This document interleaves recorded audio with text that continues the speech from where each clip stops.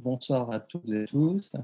Écoutez, je suis ravi de vous retrouver, pour évoquer avec vous, une histoire qui est une histoire de relations. J'ai intitulé le propos de ce soir, «Rodin d'après Giacometti». Dans le fond, il aurait pu s'appeler également «Giacometti d'après Rodin». C'est-à-dire qu'est-ce qu'on apprend de Giacometti en regardant sa relation à Rodin et à l'œuvre de Rodin en particulier. Et vous verrez, je l'espère, que ce sera aussi une manière d'envisager une histoire de la sculpture moderne. Alors, on va commencer tout de suite dans le vif du sujet, si je puis dire. Vous voyez là une image montrant Giacometti posant parmi les bourgeois de Calais dans la version qui existe dans le parc d'Eugène Rodier au Vésinet, où Giacometti s'est rendu en 1950 avec Pierre, Patricia Matisse et sa femme Annette. Alors, je voulais commencer la conférence par cette note, peut-être humoristique. Vous voyez que Giacometti pose d'une manière assez peu solennelle et d'une manière qui est finalement assez peu habituelle, pour finalement poser cette question: pourquoi aujourd'hui interroger les rapports entre la sculpture de Rodin et celle de Giacometti? Alors, tout d'abord, évidemment, il s'agit de l'un et l'autre de deux sculpteurs qui servent de repères dans la définition de la sculpture moderne.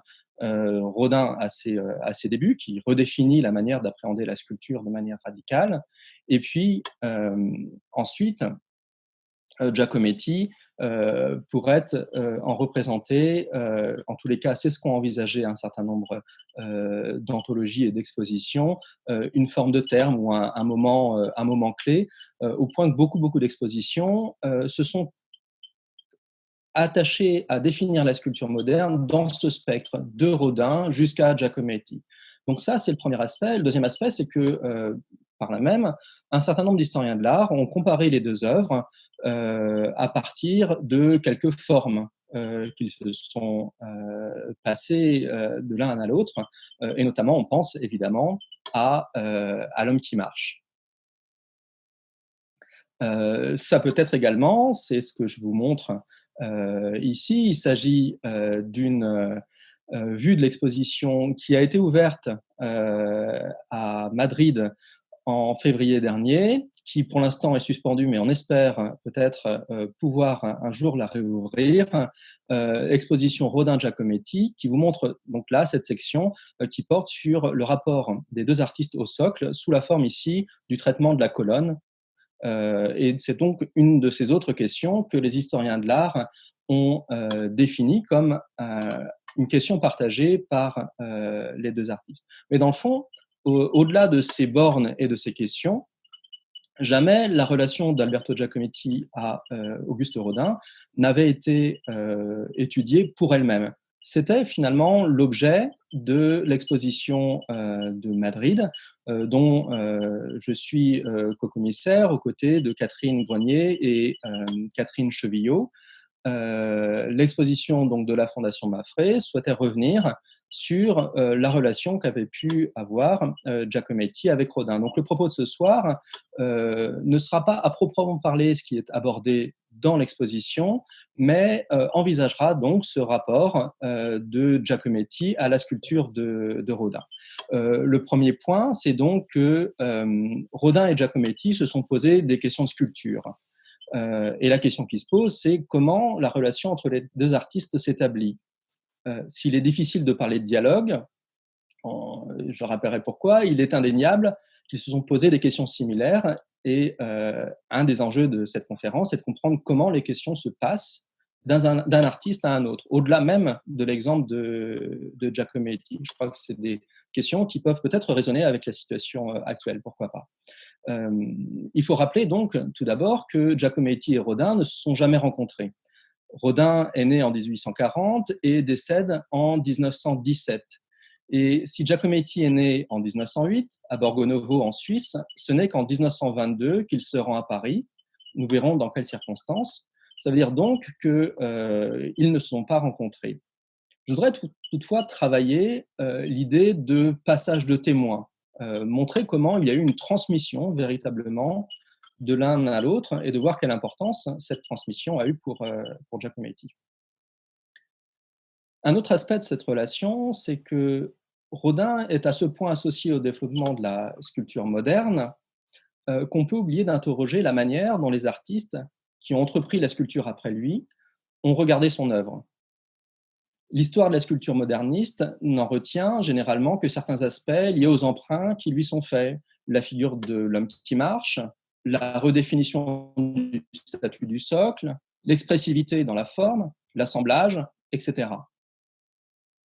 L'homme qui marche, et vous voyez là encore une fois une autre vue de l'exposition Rodin-Giacometti à la Fondation Mapfre de Madrid, montre à l'évidence que Giacometti a regardé Rodin, comme on dit. En voici un autre témoignage. Mais quand est-ce que Giacometti a regardé Rodin? Avec quelle intention? Et quel Rodin regarde-t-il? Est-ce que c'est celui des sujets tragiques, celui des procédés de la sculpture, celui qui a favorisé l'emploi du plâtre ou qui a abondamment usé du réemploi dans ses propres formes? Je vais procéder en trois moments dans cet exposé. Je vais montrer d'abord comment il y a une cristallisation autour de la question du modelé au tournant des années 50. C'est-à-dire, je vais tester le contexte dans lequel émerge clairement chez Giacometti le rapport à Rodin, clairement, c'est-à-dire de manière publique. J'envisagerai ensuite une généalogie possible de l'un à l'autre pour interroger enfin l'idée qui n'est pas simple du tout d'héritage, c'est-à-dire comment est-ce que Giacometti s'appuie sur Rodin pour transformer finalement ce qu'il tire de sa sculpture en des formes neuves. Mais partons d'abord de cette question du modelé. Vous avez là une œuvre de Giacometti et une œuvre de Rodin, un buste d'Annette et un buste d'Eugène Guillaume, qui, dans le traitement de la surface, sont extrêmement proches. Pour retracer l'histoire des relations entre l'œuvre de Rodin et de Giacometti, on peut partir de ce qui est peut-être le plus évident, de ce qui a été historiquement le plus significatif, et cela tient en un mot. Lorsque Giacometti, après-guerre, c'est-à-dire après être revenu à un art figuratif et qu'il dote ses sculptures d'une matière et d'un modelé de plus en plus marqués, c'est à ce moment-là un choix, une orientation très solitaire. Rappelons qu'après-guerre, l'art contemporain est dominé par le développement, à Paris comme à New York, de l'abstraction. La voie qu'a choisie donc Giacometti est une voie très singulière et très solitaire. Le modelé de Giacometti, en outre, est bien singulier et caractéristique de ses sculptures. Vous voyez encore un autre exemple de la manière dont ce travail de la surface de la sculpture, de sa matière, se rapproche chez Giacometti du travail qu'il y a chez Rodin. Et dans le contexte donc de cette après-guerre, il apparaît évident que Rodin a été pour Giacometti un compagnon utile, un soutien, un appui sur lequel faire reposer son art. Souvenez-vous de cette photo présentée en introduction, Giacometti posant parmi les bourgeois de Calais en 1950 dans le parc du fondeur Eugène Redier. Eugène Redier, c'est la même famille de fondeurs que celle qui réalisait les pièces pour Rodin. C'est d'ailleurs la raison pour laquelle les bourgeois de Calais se trouvent dans le parc de sculpture d'Eugène Redier. Et donc, c'est dire, par le biais de cet exemple, le sentiment de filiation qu'il peut y avoir entre Giacometti et Rodin. On le perçoit bien dans la proximité plastique de ces œuvres où le modelé est marqué et le travail de la matière. On pourrait même dire la mémoire à la surface de la sculpture de ce travail apparaît important. Il faut prendre donc la mesure de cet appui, de cette filiation. À l'apogée de la sculpture minimale, à la fin des années 60, le grand historien de l'art, Léo Steinberg, qui voyait dans le musée de Rodin, je cite, un théâtre des passions, observait comment Rodin avait été effacé, jusque dans les années 50, d'une histoire de l'art formaliste pour des raisons esthétiques. C'est pourtant bien à Rodin que l'on pense lorsqu'on voit les œuvres que je viens de vous montrer, et celles qui, à partir de la fin des années 30 et plus significativement encore après-guerre, laissent affleurer à la surface des sculptures un modelé de plus en plus marqué. Avec cette qualité de matière, neuve chez Giacometti, réapparaît l'expressivité de la sculpture de Rodin, ce que Rodin appelait, et c'est une notion très importante, je cite, la science du modelé.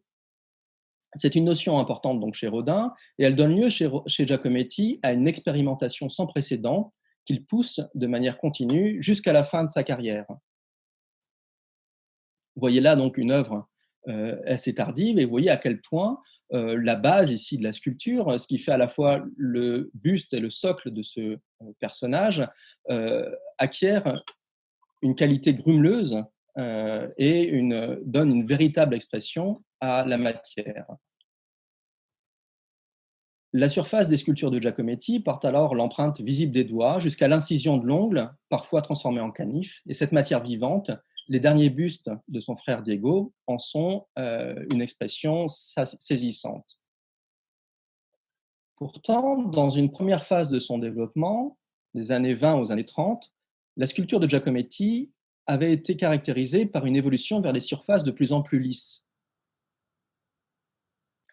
au point de suggérer, vous voyez donc là une figure plate, au point de suggérer parfois, dans le thème même des sculptures, le toucher de la caresse. Je vous montre là, Caresse, 1932.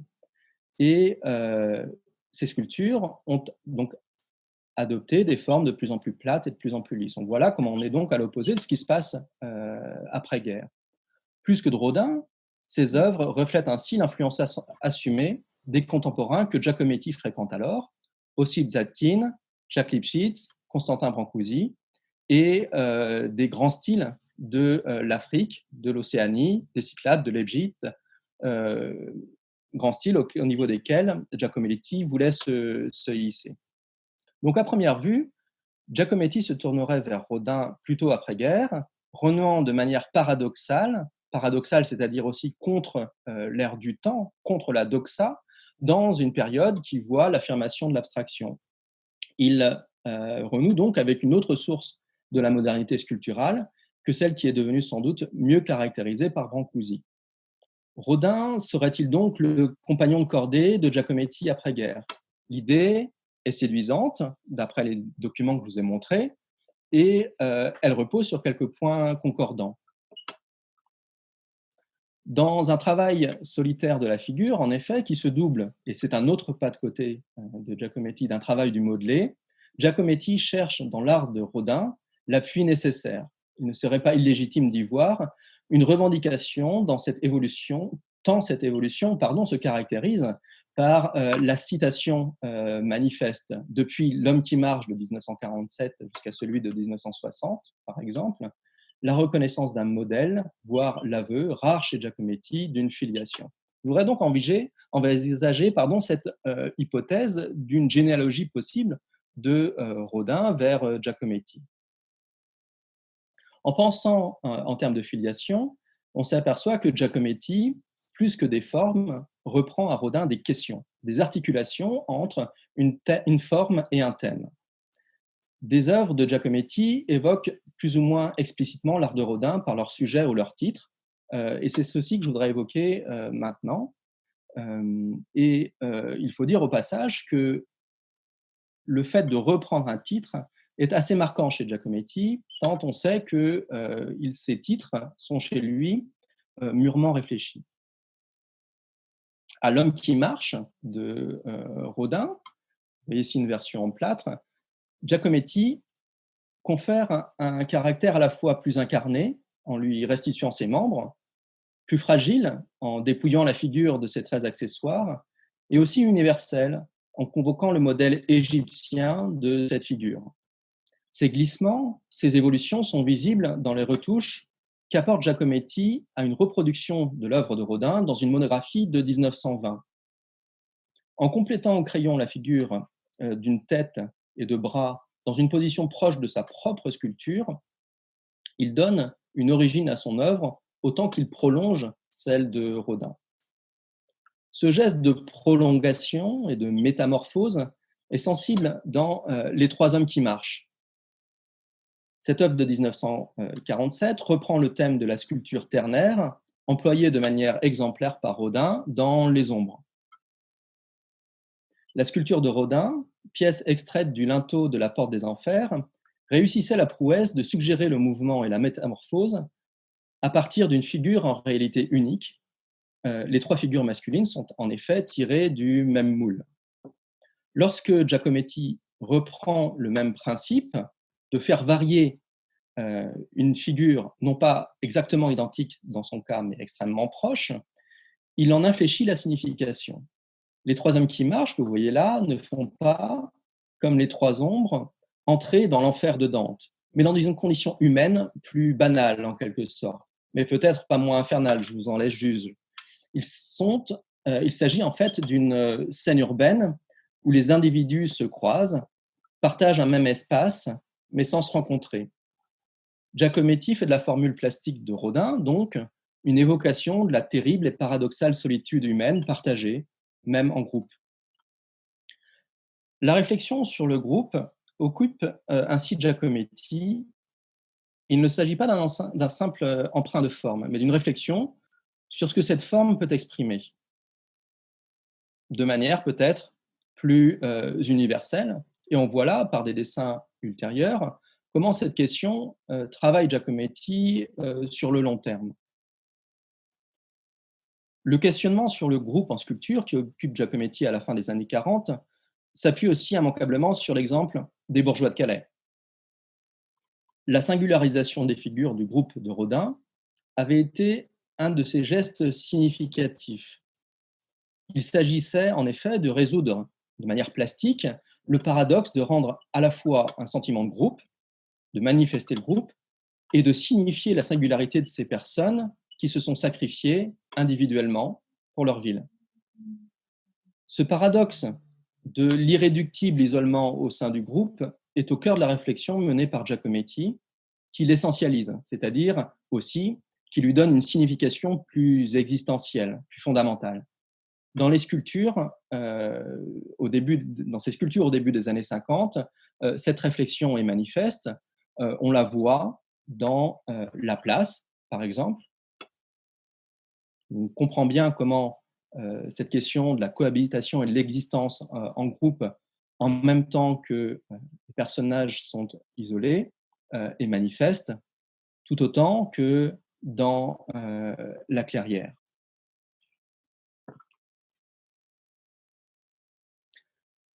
À ces jeux de rapprochement entre les œuvres de Rodin et Giacometti, ces emprunts, ces échos assez manifestes, on peut se prêter et en envisager d'autres quand ils sont évidents.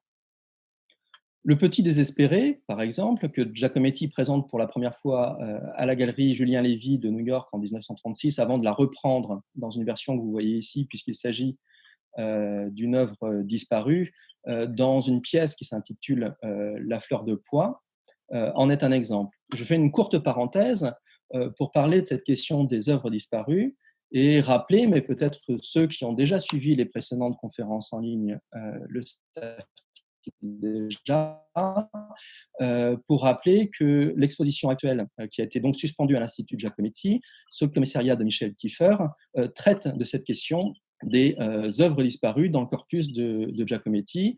Un certain nombre de dispositifs pédagogiques en ligne que nous avons mis en place visent à pallier la fermeture de cette exposition. Et en attendant, vous avez également le catalogue, en attendant qu'on puisse peut-être y donner accès d'une autre manière. Je ferme cette parenthèse donc pour revenir au Petit Désespéré, qui métamorphose dans un registre plus léger le drame de l'adolescent désespéré de Rodin. Le titre de l'œuvre, je vous ai dit à quel point ils étaient importants chez Giacometti, la pose orante, c'est-à-dire les bras en l'air qui se rejoignent, souligne l'emprunt.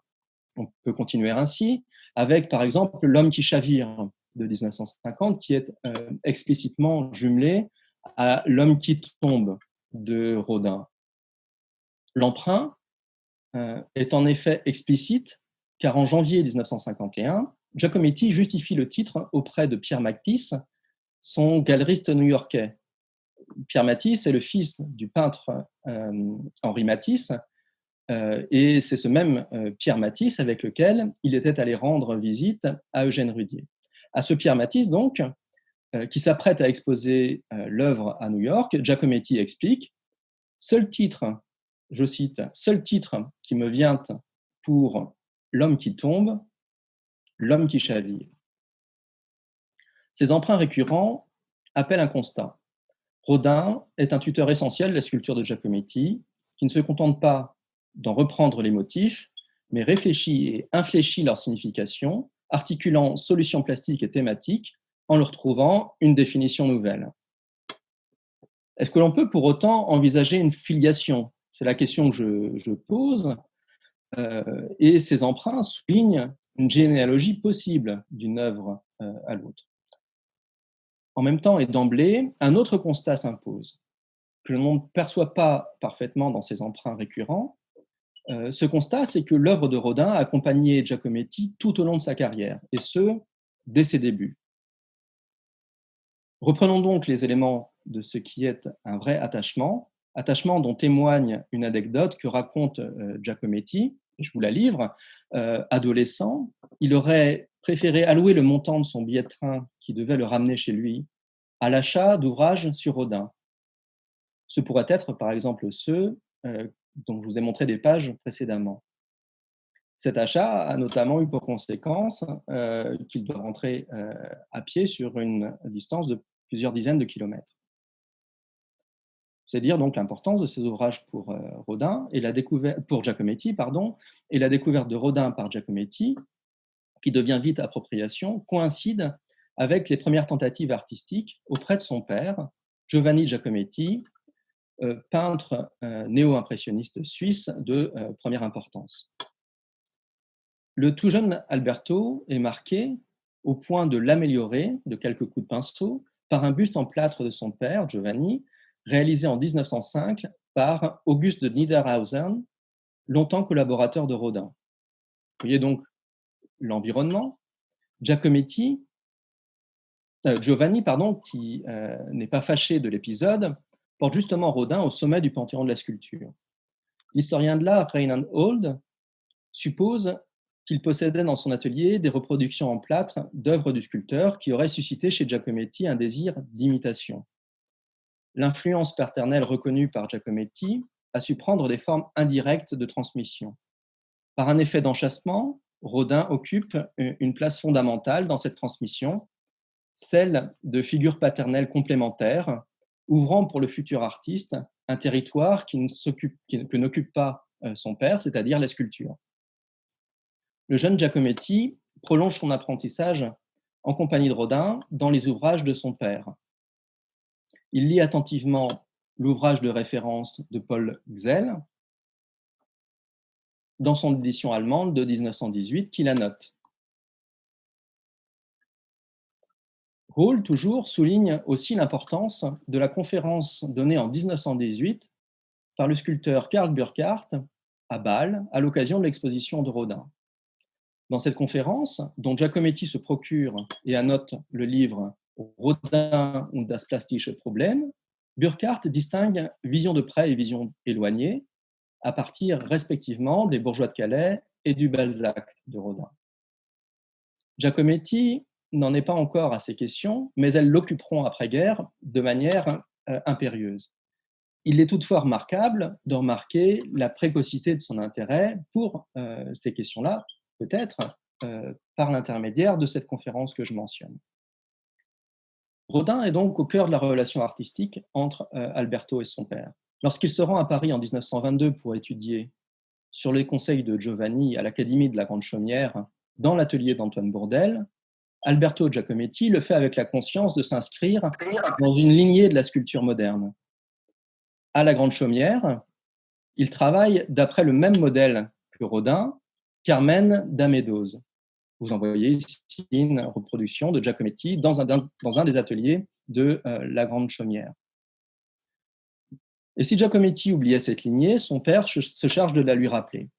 Il lui explique à l'occasion d'une visite au Palais Biron, donc le musée Rodin, je le cite, « Bourdelle est un disciple de Rodin et un des plus grands actuellement, pour autant que je sache. Il doit avoir une belle âme d'artiste, comme tu nous le décrivais, Et comme cela apparaît ainsi dans le livre de Xel sur Rodin. Vous voyez donc le caractère commun des références ici. Et plus tard encore, Alberto Giacometti se souvient, je cite encore, « C'est plutôt mon père qui m'a envoyé à Paris parce qu'il y avait l'académie où Bourdelle était professeur, qui était élève de Rodin. » Il y a toujours le rappel de cette filiation. Et Giacometti précise toutefois, « Mais Bourdelle ne m'intéressait pas beaucoup. J'aimais beaucoup Rodin, j'aimais beaucoup moins Bourdelle ou Mayol. » Alors, quand on en vient à ces affections esthétiques, il faut faire une remarque. Rodin est donc présent tout au long de la carrière de Giacometti depuis ses débuts. Néanmoins, comme je l'ai remarqué, plastiquement, ce n'est qu'après-guerre qu'il revient à une touche, à modeler une matière très proche de celle de Rodin, alors que dans les années 20 et 30, sa sculpture, d'un point de vue plastique, assumait une autre orientation. Et précisément, je crois que cet écart formel est d'autant plus intéressant, car il insiste sur le fait que ce ne sont pas les formes strictement qui témoignent de l'intérêt de Giacometti pour Rodin, mais ce sont les questions. Car au même moment que Giacometti réalise ses sculptures plates, qui semblent s'éloigner du modèle de Rodin, au même moment, il s'intéresse assez profondément à lui. En effet, alors que sa sculpture porte plutôt la marque du cubisme de Lawrence et de Lipchitz, ainsi que celle des arts africains et océaniens, Giacometti s'intéresse encore à Rodin. Au Salon des Tuileries, où son torse est exposé en 1925, vous voyez ici reproduit, son torse lui aurait valu un désaveu de Bourdelle. Et Giacometti remarque 3 ans plus tard, au même Salon des Tuileries, je cite, le Balzac de Rodin, qui naturellement balaye tout. Fin de la citation. On voit donc que dans l'écart entre les œuvres s'exprime pourtant un profond intérêt de Giacometti pour Rodin. Et au tournant des années 30, il souligne ainsi l'actualité de Rodin qui tient bon rang dans son panthéon aux côtés de Zadkine, Lipchitz et Lawrence.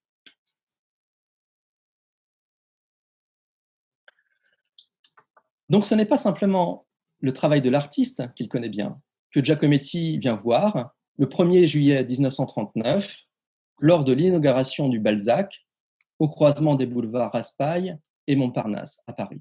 Vous voyez en quoi, par la photo de presse que je vous montre, cette inauguration a pris les atours d'un événement. Bravant la pluie, Giacometti vient prendre part à la reconnaissance tardive de cette œuvre d'un artiste qu'il considère comme majeur. L'événement le fait également méditer sur la lenteur de la réception critique et il écrit ainsi à sa mère, « Hier, je me suis rendu à l'inauguration du monument à Balzac de Rodin qu'on avait refusé de mettre sur une place pendant plus de 40 ans.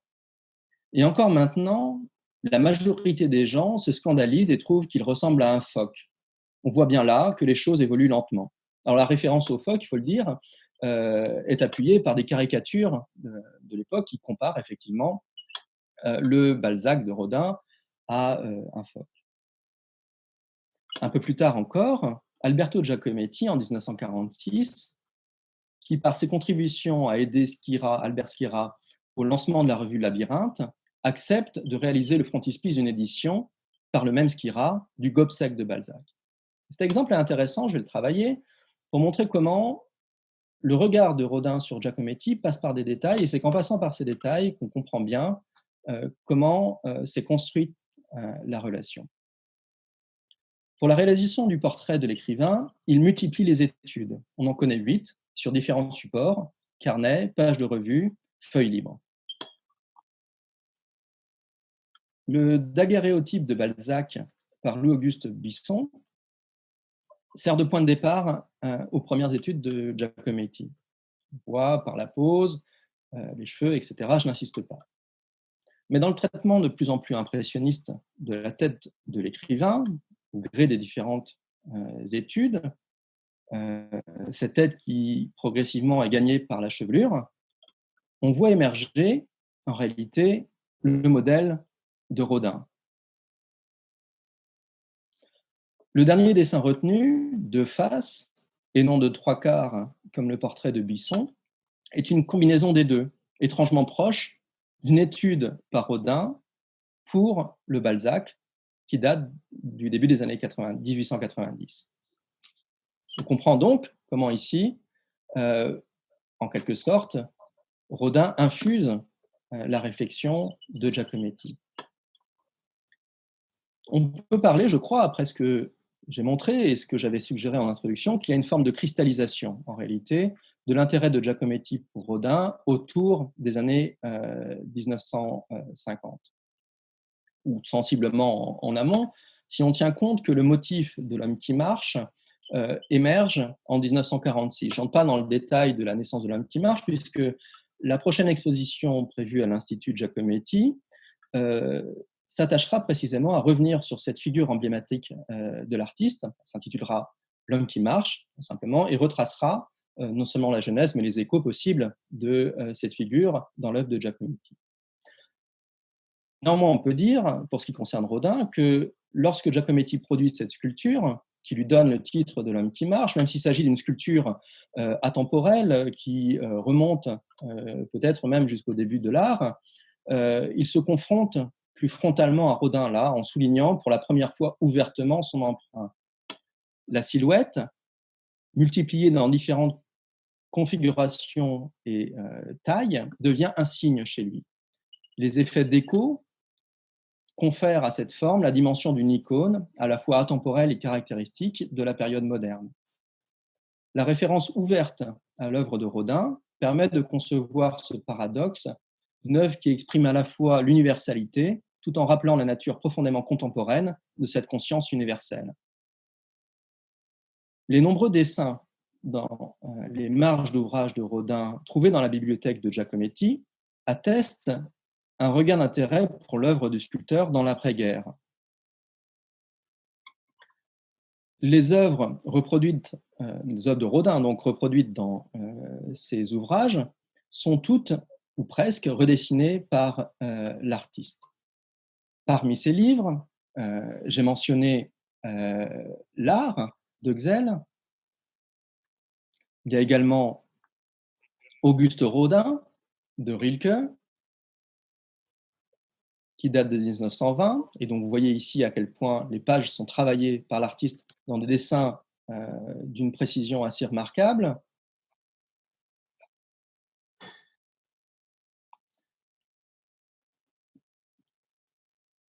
Je vous laisse regarder les pages. Et il y a également Rodin und das plastische Problem de Burckhardt, que j'ai déjà mentionné. Les dessins qui ornent en abondance le Burckhardt et l'ouvrage de Rilke ont été réalisés après 1948, vraisemblablement début 1950. Dans Rodin de Rilke, Giacometti trouve une iconographie riche qu'il copie de manière systématique. La tête du Pierre de Vissant, tirée des Bourgeois de Calais, donc, est ainsi esquissée sous sa photographie dans un dessin qui en capte les traits anguleux.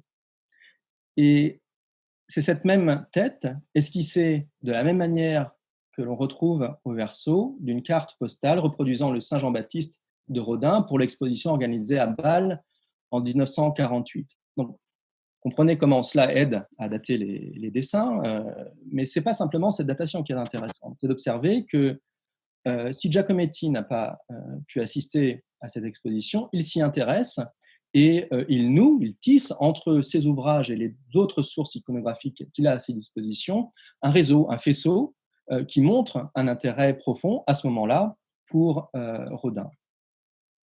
Les dessins ne sont pas moins abondants dans l'exemplaire du Rodin und das plastische Problem, je vous en ai montré des vues. Ils sont le témoin d'un œil qui, en réalité, choisit, d'un œil sélectif qui extrait les détails et redonne vie au motif en le singularisant. Les dessins de cette série sont exécutés donc en deux strates au moins. L'une au crayon, l'autre au stylo bille. Il faut rappeler que l'outil est inventé, le stylo bille est inventé en 1950 et il semble qu'il a été utilisé dès sa commercialisation par Giacometti. L'homme qui marche, donc, que vous voyez là représenté comme une icône sur la couverture de l'ouvrage qui le reproduit en estampe, vous avez vu la couverture tout de suite, est copié une nouvelle fois par Giacometti après qu'il ait réalisé ses sculptures sur ce motif. Après, donc pas avant. Les dessins de Giacometti dans ces pages échappent au plus simple registre de la copie.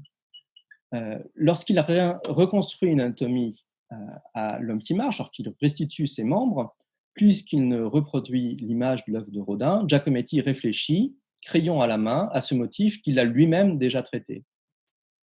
Pourquoi est-ce que j'entre dans ces détails? C'est parce que finalement, tout cela nous permet de dire que l'artiste ne se contente pas de revenir à Rodin, comme on dit, d'un artiste qui observe à une période des œuvres du passé. Il revient à partir du même matériau, c'est-à-dire à partir des mêmes reproductions et à partir des mêmes livres, à son premier regard à lui, Giacometti, sur Rodin, c'est-à-dire aussi à ce premier pas en tant que sculpteur. C'est dire l'importance donc qu'acquiert ce geste. C'est significatif car Rodin est singulièrement présent à l'esprit de Giacometti au tournant des années 40-50. À l'automne 1950, il se rend avec son marchand américain Pierre Matisse, comme je vous l'ai déjà dit et montré, avec sa femme Patricia Matisse et Annette Giacometti au Vésinet, dans le parc de Rudier, qui, avant d'être son fondeur, avait donc été celui de Rodin. Et il pose à côté également de l'Âge des Reins. Il s'immisce aussi, vous l'avez vu, parmi les bourgeois de Calais. Le parc prend alors les allures d'une aire de jeu de la sculpture moderne. Giacometti s'y sent, je le cite, comme dans un musée magnifique de la sculpture contemporaine, dans lequel il se réjouit d'être autorisé à pénétrer. La présence de Pierre Matisse n'est pas fortuite. Il est son galeriste qui prépare à ce moment-là une importante exposition à New York. On est, en effet, à un moment clé dans la carrière de Giacometti, qui voit l'ouverture des grandes expositions en galerie, à la galerie Pierre Matisse à New York et à la galerie MAC de Paris, au début donc des années 50. Mais la préparation de cette exposition est l'occasion d'un autre écho à Rodin. En effet, à l'hiver de la même année 1950, Pierre Matisse facilite la participation de Giacometti à l'exposition The Heritage of Auguste Rodin à la Buckles Gallery de Kurt Valentin à New York. L'artiste y montre une des variantes de petite taille de l'homme qui marche. Et une autre exposition simultanée de Giacometti est organisée par Pierre Matisse dans sa galerie à New York, et elle lui vaut d'être remarquée par le critique Thomas B. Hess. Ce critique lui consacre en effet un article élogieux, soulignant pour la première fois l'importance de Rodin dans son œuvre. Giacometti, publiquement donc, assume de s'inscrire dans la lignée de Rodin à un moment où lui-même acquiert une notoriété nouvelle. Et ce n'est peut-être pas pour rien que c'est à partir de ce moment-là qu'il se permet d'affirmer davantage son intérêt pour Rodin. Je vous montre, pardon, je l'avais oublié, une des vues de l'exposition de Pierre Matisse, où on voit une des variantes de cet homme qui marche. C'est donc pas anodin que ce soit à ce moment-là que Giacometti affirme davantage son choix et ce que j'ai envisagé comme étant une généalogie possible. L'année suivante, il la manifeste, cette préférence, avec virulence, une virulence qui est d'autant plus rare que les prises de position publiques de Giacometti sont effectivement rares. Il prend en effet, Giacometti prend parti pour Rodin face à Picasso. Un débat public porte sur le remplacement du monument à Victor Hugo de Rodin qui avait été fondu sous le régime de Vichy. Picasso se propose publiquement et s'illustre par une déclaration à la franchise un petit peu grinçante. Le Rodin, dit-il, ne raconte ni assez de choses ni assez clairement. Le Rodin est une petite chose pour une grande place.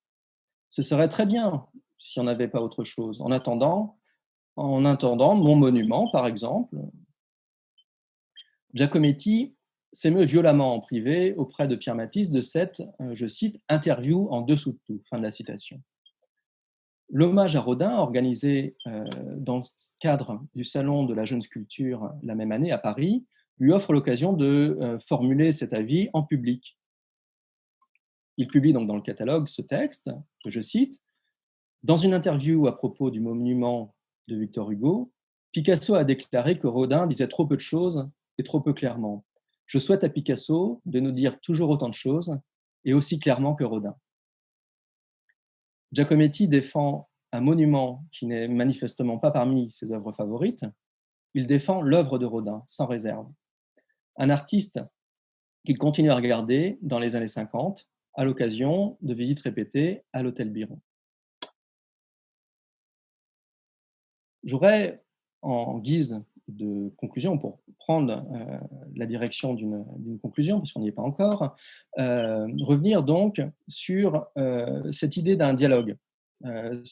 Bien que les deux artistes ne soient pas rencontrés, bien que Rodin ne puisse donner à Giacometti la réponse aux questions que celui-ci pourrait lui adresser, il y a bien la transmission d'une question de l'un à l'autre, avec la conscience même, c'est en tous les cas, vous le verrez, une hypothèse que je ne suis pas le seul à formuler, mais que Giacometti lui-même affirmait. Le dialogue se situe donc sur des questions de sculpture. Sans qu'il y ait constance, j'ai montré qu'il y avait permanence dans le rapport de Giacometti à Rodin au long de sa carrière.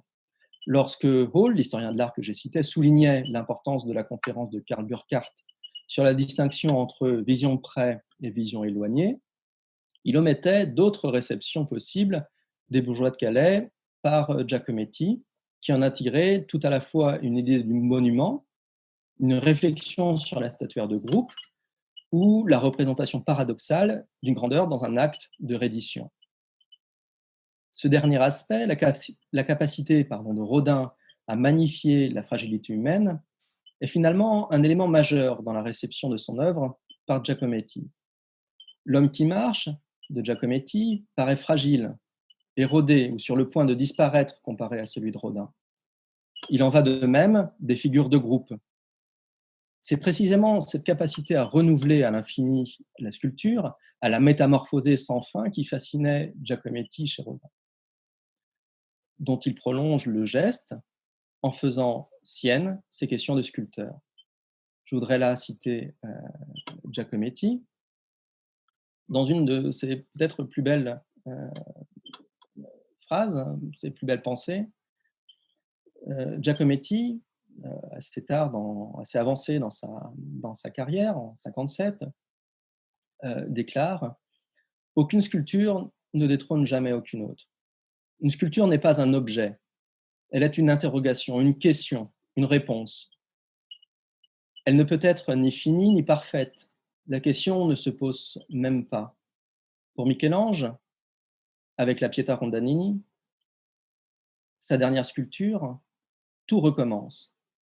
Et pendant 1000 ans, Michel-Ange aurait pu continuer à sculpter des Pietà sans se répéter, sans revenir en arrière, sans jamais rien finir, allant toujours plus loin. Rodin aussi. Voir ressurgir Rodin à ce moment-là, aux côtés de Michel-Ange, au passage, c'est dire à quel point Giacometti l'associe précisément à cette capacité des sculpteurs, des artistes, de se transmettre des questions qu'ils traitent eux-mêmes et pour eux-mêmes de manière inlassable, sans jamais se répéter. On voit également ici, et c'est un peu finalement le cours que j'ai essayé de reproduire dans cette conférence qui n'a pas suivi un strict cours chronologique, on voit comment les questions de chronologie, de linéarité temporelle chez Giacometti sont ici annulées. C'est dire que Giacometti a la capacité véritablement de se projeter dans un dialogue avec Rodin, malgré l'écart temporel, peut-être malgré même la disparition de l'artiste. L'homme qui marche est la figure marquante du principe de questionnement récurrent de la sculpture. Le sujet fait correspondre de manière essentialiste une question fondamentale de la sculpture, comment faire tenir debout, comment ériger, comment faire en sorte que ça se tienne, pour être plus trivial, avec une définition de l'homme comme être caractérisé par son activité de marche. La sculpture, art de l'érection donc, est en elle-même métaphore de l'humanité. Mais cette vision grandiose de l'homme en marche, cette fixation sculpturale d'une humanité solidement debout, est contrebalancée chez Giacometti par un autre emprunt à Rodin. La réflexion autour de l'homme qui marche passe en effet aussi par l'homme qui chavire, explicitement lié, comme je vous l'ai dit, donc à l'homme qui tombe de Rodin. Ces œuvres livrent une autre image de l'humanité, celle de la chute. Il y a là donc deux histoires de la sculpture moderne qui se trouvent imbriquées. L'une raconte l'histoire triomphante de l'homme qui se tient debout face aux événements. L'autre, que l'on oublie à tort, je crois, dans la filiation entre Rodin et Giacometti, exprime la précarité de l'existence humaine. Avec Rodin, Giacometti met en branle les histoires alternatives de la sculpture moderne. L'homme qui chavire est emblématique de cette contre-histoire possible qui nous incite à réinterroger les fondements de la modernité. Ainsi, pourquoi le travail de la matière sculpturale, dans un modelé parfois grumeleux et indistinct, caractéristique des sculptures de Giacometti de l'après-guerre, n'est-il pas considéré comme un des apports à la modernité de Rodin et de Giacometti à sa suite? Pourquoi séparer l'homme qui marche de l'homme qui chavire? Si Rodin avait été oublié pour des raisons esthétiques, comme l'a observé Steinberg, que je citais en début de cette présentation, la reconnaissance comme sculpteur majeur du XXe siècle, dont jouit désormais Giacometti, contribue à le rendre contemporain. Tous deux lèguent aux générations futures une sculpture, et je voudrais terminer sur ces mots, une sculpture, les mots de Giacometti, pardon, une sculpture qui n'est pas un objet, mais une interrogation, une question, une réponse. Je vous remercie.